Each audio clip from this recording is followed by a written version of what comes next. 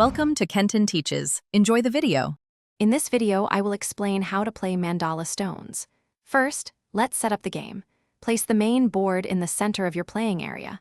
Randomly arrange the 4 large scoring tiles around it.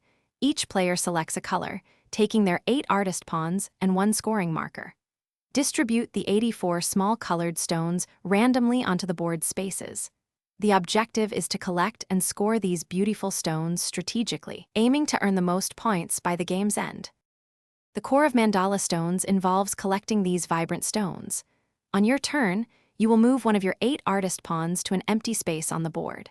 After moving, you collect all adjacent stones that match the color of the artist pawn you just moved.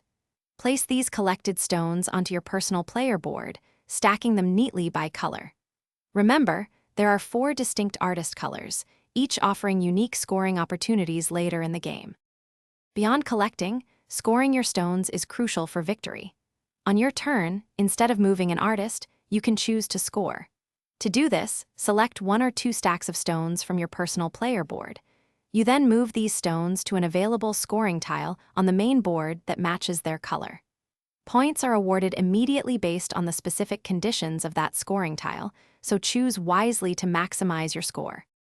The game concludes when one player places their 8th and final artist pawn, or when 2 of the 4 central scoring tiles are completely filled. At this point, players proceed to final scoring.